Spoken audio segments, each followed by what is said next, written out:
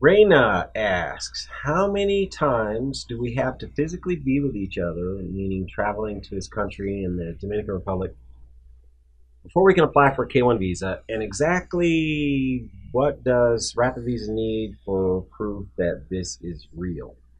Okay, great question and common question.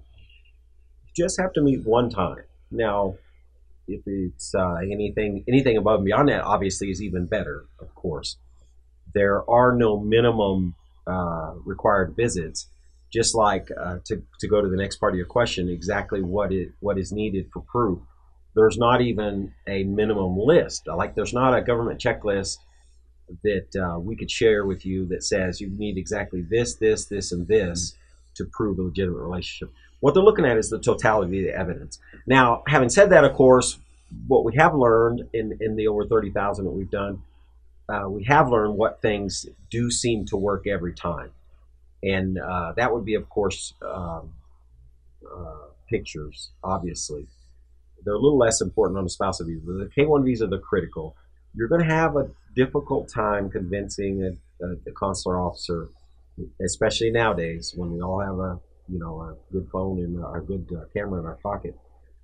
You're going to have a hard time convincing anybody you have no pictures. We've had people try, believe it or not, even in this day and age. We have people who travel to a foreign country and then say, oh, we didn't bother taking pictures. That's, it's almost unbelievable, really, and I don't mean to impugn anybody, but the reality is, in today's world, you can't stop people from taking pictures, it seems.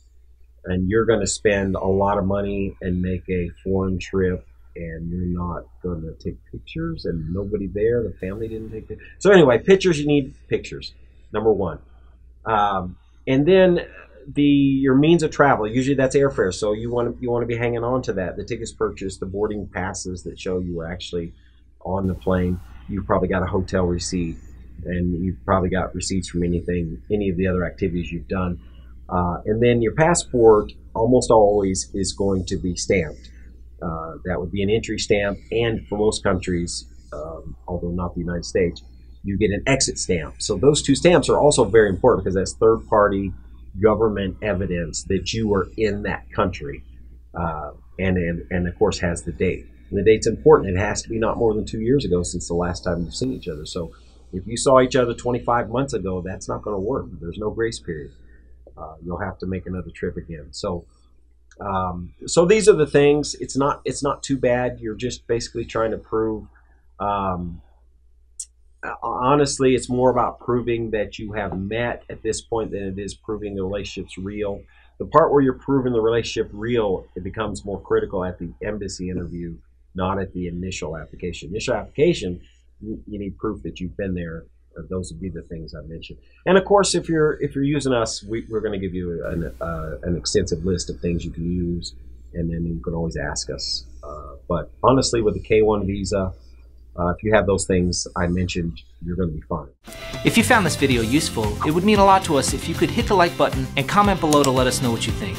You can also ask your own immigration questions in the comments below. If you want to make sure not to miss any of our future videos, we invite you to subscribe here on YouTube and be sure to click the notification icon so you can be alerted whenever we publish a new video. Also, don't forget to follow us on Facebook where you can watch our regular immigration Q&A live streams.